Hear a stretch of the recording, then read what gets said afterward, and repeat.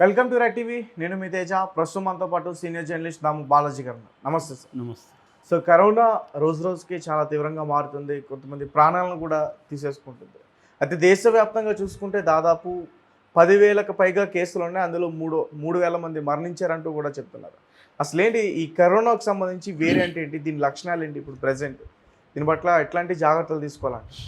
ఇండియాలో కరోనా కేసులు ఆందోళనకరంగా పెరుగుతున్నాయి. నిన్న ఈవినింగ్కి అఫీషియల్గా అనౌన్స్ చేసింది 3,395 కేసులు. సో కానీ అనఫీషియల్గా ఒక 10,000 కేసుల పైనే ఉంటాయని చెప్తున్నారు. ఎందుకంటే మనకి డేటా యూనిఫికేషన్లో ప్రాబ్లం ఉంది. ప్రైవేట్ డేటా గవర్నమెంట్కి అందడం లేదు.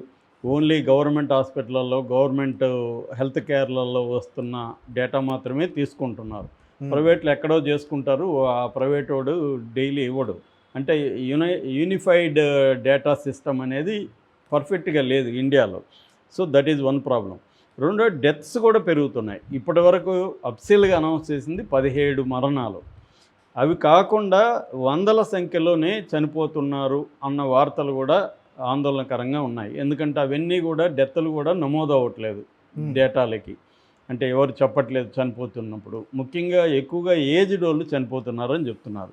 మనకి రాష్ట్రాల వారీగా డేటా తీసుకుంటే ఫస్ట్ కేరళలో ఉంది. మనకు అప్పుడు కూడా కరోనా 2021లో సెకండ్ వేవ్లో కూడా ఎక్కువ కేరళలోనే చనిపోయారు. కేరళలోని నెంబర్ ఆఫ్ కేసులు కూడా ఎక్కువ వచ్చాయి. మళ్ళీ అగైన్ ఇప్పుడు కేరళలో నిన్నటికి 1,147 కేసులు కేరళలో బయటకు వచ్చాయి.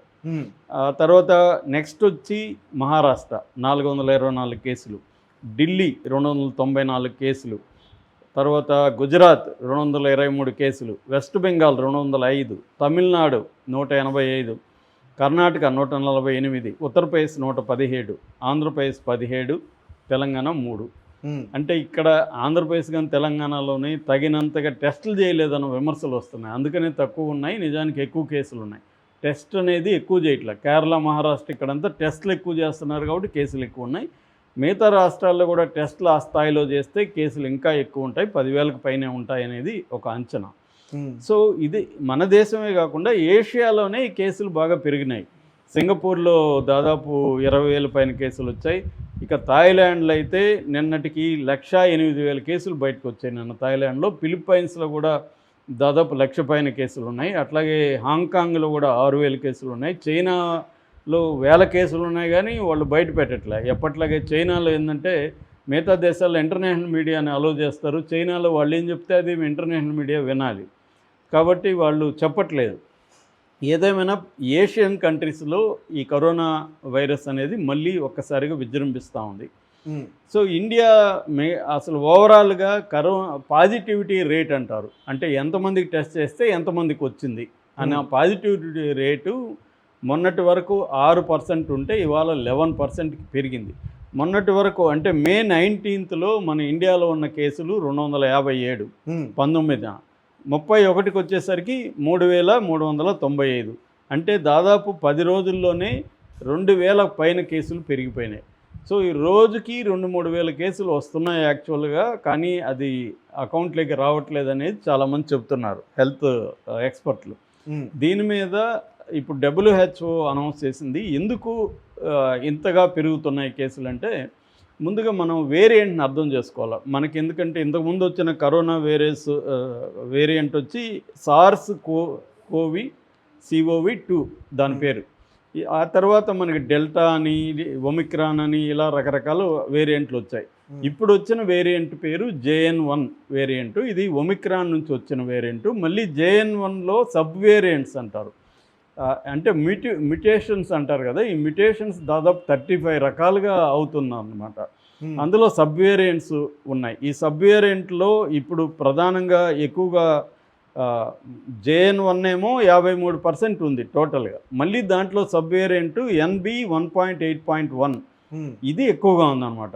ఇది ప్రపంచంలోని ఇండియాలో ఈ NB 1.8.1 అనే వేరియంట్ దాదాపు 11% వరకు కేసులు ఈ వేరియంట్లో ఉన్నాయి. అది కాకుండా LF7 అని ఇంకొక వేరియంట్ ఉంది. అది కాకుండా BA 2.86 పిరోలా అనే వేరియంట్ ఉంది. ఇది JN1 అనే వేరియంట్ ఫస్ట్ లగ్జంబర్గ్లో, యూరోప్లో లగ్జంబర్గ్లో 2023లో బయటకు వచ్చింది. ఆ తర్వాత ఏషియాలోకి ఎంటర్ అయింది. ఏషియా నుంచి ఇండియాలోకి వచ్చిందనమాట.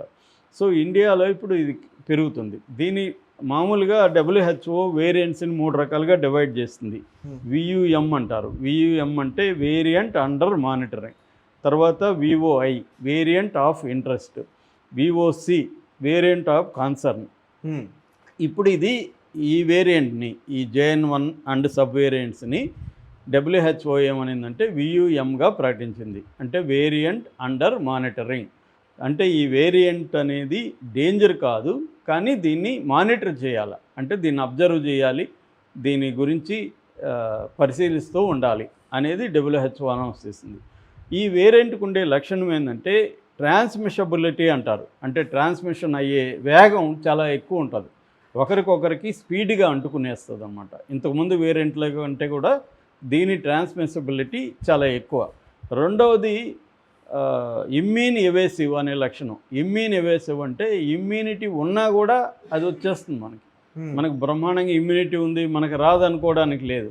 ఇమ్యూనిటీని పక్కన పెట్టి అది అటాక్ చేస్తుంది అనమాట. అంటే మనకి మనం వ్యాక్సిన్లు వేసుకున్నాం, మనకి ఇమ్యూనిటీ ఉంది అనుకుంటే కూడా అది వస్తుంది. సో ఇమ్యూన్ ఎవేసివ్ అనే లక్షణం కూడా దీనికి ఉంది. ఇది డేంజరస్కి సంబంధించిన లక్షణాలు.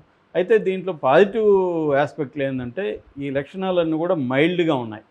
అంటే death rate very very very లెస్గా ఉంది. అది కూడా ఏజ్డ్ వాళ్ళు, కోమార్బిడిటీస్ అంటారు. కోమార్బిడిటీస్ అంటే ఆల్రెడీ జబ్బులు ఉన్నవాళ్ళు, ఆస్మా కానీ, లేకపోతే షుగర్ కానీ, అంటే డయాబెటీస్ కానీ, లేకపోతే బీపీ కానీ, ఇలాంటి లంగ్ డిసీజెస్ కానీ ఇలాంటి ఉన్నవాళ్ళు మాత్రమే దీంట్లో చావు రేట్ అనేది ఉంది తప్ప, ఆరోగ్యం ఉన్న వాళ్ళకి ఇది వచ్చి వెళ్ళిపోతుంది మామూలుగా.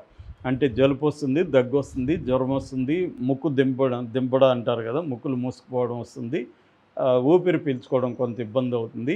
ఈ లక్షణాలు ఉన్నాయి. కానీ ఇవన్నీ మామూలు జ్వరం, ఫ్లూ జలుబు, చలి జ్వరం వచ్చినప్పుడు ఎలా ఉంటాయో అలాగే వచ్చి వెళ్ళిపోతుంది తప్ప డేంజర్ అయితే కాదు అనేది చెప్తున్నారు. కాకపోతే ఏంటంటే మన గత అనుభవంలో ఇట్లాగే చెప్పారు, అప్పుడు కూడా డేంజర్ కాదు ఏమి కాదన్నారు. సెకండ్ వేవ్ వచ్చి కొంపలు ముంచింది. అందువల్ల WHO చెప్పినా కూడా ఇప్పుడు నమ్మట్లేదు జనం. ఎందుకంటే WHO గతంలో కూడా ఇట్లాగే అబ్జర్వేషన్లో పెట్టాము ఇవన్నీ చెప్పింది, అది ఒక్కసారిగా వ్యాపించిపోయింది. అందుకని ఇప్పుడు WHO కూడా ఏం చెప్తుందంటే లో ఇన్కమ్ కంట్రీస్, ఇండియా కూడా లో ఇన్కమ్ కంట్రీ. మనకి జీడిపిలో చూసుకుంటే మనం 4th ప్లేస్లో ఉన్నాం, కానీ తలసరి ఆదాయం తీసుకుంటే చాలా దారుణమైన పరిస్థితిలో ఉన్నాం మనం. సో అందుకని లో ఇన్కమ్ గ్రూపుల్లో ఉన్న వాళ్ళకి health care, public health care అనేది చాలా ఇంపార్టెంట్. కానీ గత కొంతకాలంగా పబ్లిక్ హెల్త్ కేర్లో డబ్బులు ఖర్చు పెట్టడం అనేది తగ్గిపోయిందని WHO చెబుతుంది. అందువల్ల మనకి గవర్నమెంట్ హాస్పిటల్ కానీ, గవర్నమెంట్ హెల్త్ కేర్ సిస్టమ్స్ కానీ చాలా వీక్గా ఉన్నాయి. అంటే దీనికి అందుకని ఇప్పుడు మన minister of health and family welfare అనేది మన శాఖ, సెంట్రల్ యూనియన్ మినిస్ట్రీ, వాళ్ళు రంగంలోకి దిగి హెచ్చరిస్తున్నారు. ప్రధానంగా ఏంటంటే దీంట్లో ఒకటి సర్వైలెన్స్ పెట్టాలి, డిసీజ్ సర్వైలెన్స్ అంటారు. అంటే జబ్బు ఎట్లా వ్యాపిస్తుంది, ఎట్లా వస్తుంది అనేది సర్వైలెన్స్ పెట్టాలి. తర్వాత ర్యాపిడ్ డిటెక్షన్ అంటారు. అంటే జబ్బుని త్వరగా కనిపెట్టాలి. అంటే ఎవరు వచ్చి నాకు ఊపిరి ఇబ్బంది ఉంది ఇంకోటన్నా వాళ్ళకి ఖచ్చితంగా టెస్ట్ చేయాలి. టెస్ట్ చేసి వాళ్ళకి ప్రాపర్గా వాళ్ళని ఐసోలేట్ చేసి చేయాలి, వాళ్ళ నుంచి వ్యాపించకుండా. తర్వాత ఏంటంటే టెస్టింగ్ అండ్ ట్రేసింగ్ మెథడ్స్ని పెంచాలి, అది ఇంకా ఎక్కువ పెంచాలి, ఇప్పుడున్నది సరిపోదు. నెక్స్ట్ ఏంటంటే వ్యాక్సిన్లు మనకి 72 కోట్ల మందికి వ్యాక్సిన్లు వేశారు ఇండియాలో, 140 కోట్లలో. దాదాపు 1.7 బిలియన్ల డోసులు వేశారు. కానీ ఇది సరిపోదు, ఎందుకంటే అందరూ ఈ 72 కోట్ల మంది ఒక్క వ్యాక్సిన్ వేసుకున్నారు, ఒక డోస్ వేసుకున్నారు, రెండో డోస్ వేసుకోవాలి. రెండో డోస్ వేసుకున్న వాళ్ళు 53% ఉన్నారు. ఇక బూస్టర్ అయితే ఇంకా తక్కువ ఉన్నారు. కాబట్టి వ్యాక్సిన్ వేసుకున్న వాళ్ళకి వ్యాక్సిన్ వేయాలి గవర్నమెంటు. తర్వాత హాస్పిటల్ బెడ్స్, అంటే ప్రిపేర్డ్నెస్ అంటారు కదా, ప్రివెంటివ్ ప్రిపేర్డ్నెస్ అనేది జరగాలి. అంటే రాకముందే మనం రెడీగా ఉండాలి. హాస్పిటల్లో బెడ్స్ పెంచాలి, ఆక్సిజన్ సిలిండర్లు పెట్టుకోవాలి, కిట్స్ పెట్టుకోవాలి, మెడిసిన్ పెట్టుకోవాలి, టెస్టింగ్ కిట్లు పెట్టుకోవాలి, ఇవన్నీ చేయాలి. ఇది స్పీడ్గా జరగట్లేదు అనేది WHO హెచ్చరించింది. దాంతో మన గవర్నమెంట్స్ కూడా, స్టేట్ గవర్నమెంట్స్కి, సెంట్రల్ గవర్నమెంట్, ఈ minister of health and women health department కూడా స్టేట్ గవర్నమెంట్లు కూడా హెచ్చరిస్తుంది. ఇప్పుడిప్పుడు అలర్ట్ అవుతున్నారు, కానీ అలర్ట్ అవుతున్న దానికంటే కూడా వేగంగా అయితే వస్తుంది ఇది. ఈ ఒక రోజుకే 1000-2000 కేసులు వచ్చేస్తున్నాయని చెప్తున్నారు. అందుకని మనుషులు కూడా మనం జాగ్రత్తగా ఉండాలి. వ్యక్తులుగా మనం గుంపుల్లోకి అవసరమైతేనే కానీ వెళ్ళాలి. వెళ్ళినప్పుడు మాస్క్ కంపల్సరీగా వేసుకోవాలి. తర్వాత హైజీనిక్గా ఉండాలి. మనకి ఏ రకమైన చిన్న సిమ్టమ్స్ కలిగినా ఇమీడియట్గా వెళ్ళి టెస్ట్ చేసుకోవాలి. తర్వాత మామూలు మనకు తెలిసిందే చేతులు క్లీన్గా కడుక్కోవడం, ఇవన్నీ మనకి ఈ ప్రోటోకాల్ అందరికి తెలుసు, కాకపోతే నెగ్లెక్ట్ చేస్తున్నాం. మనకి ఇప్పుడు ఏం కాదులే, నార్మల్. నెగ్లిజెన్స్ కాకుండా జనాల్లో ఒక రకమైన భయం కూడా ఉందనిపిస్తుంది. అంటే ఇంతకుముందు వ్యాక్సిన్ వేసుకున్న వాళ్ళకి కొంతమందికి హార్ట్ స్ట్రోక్ వచ్చి చనిపోయారండి, చిన్నపిల్లల నుంచి పెద్ద పిల్లల వరకు. అంటే జనాలు ఈ రకంగా కూడా భయపడుతున్నారా? వ్యాక్సిన్ తీసుకుంటే మళ్ళీ ప్రాణాపాయం ఉందా? నిజానికి అదేమీ ప్రూఫ్ లేదు. వ్యాక్సిన్ తీసుకున్న వల్లనే చనిపోతున్నారనే ప్రూఫ్ ఎక్కడ లేదు. కాకపోతే వ్యాక్సిన్ మామూలుగా 6-7 ఏళ్ళు టెస్ట్ చేయాలి, వీళ్ళంతా టెస్ట్ చేయకుండా వేసేశారు. కోవాక్సిన్, కోవిషీల్డ్ మీద కొన్ని దేశాలు బ్యాన్ కూడా విధించాయి. సో అందుకని మన వ్యాక్సిన్ కరెక్ట్ కాదు, అది సైడ్ ఎఫెక్ట్లు ఎట్లా ఉంటుందో తెలియదని భయాందోళన అయితే ఉన్నాయి ఖచ్చితంగా. అయితే ఇప్పుడున్న ఈ వేరియంట్ ఏదైతే ఉందో JN.1 వేరియంట్ మీద భయపడాల్సిన అవసరం లేదనేది WHO చెప్తుంది. భయపడాల్సిన పని లేదు, జాగ్రత్తలు తీసుకోవాలి. జాగ్రత్త వేరు, భయం వేరు. జాగ్రత్తలో భయం ఉండకూడదు. భయం అంటే ప్యానిక్. భయం ఉండొచ్చు, ఏ భయం, మనకి జబ్బు వస్తుందేమో జాగ్రత్తగా ఉండాలిరా బాబు అనే భయం ఉండాలి. కానీ ప్యానిక్ అయిపోవు, ఫోబియా అంటారు. ప్యానిక్ అయిపోకూడదు. ప్యానిక్ అయిపోతే నీకు లేనిది కూడా ఊహించుకుంటావు. హైపోకాండ్రియా అంటారు. అంటే లేని జబ్బులు, నీకు గుండె ఆగిపోతున్నట్టు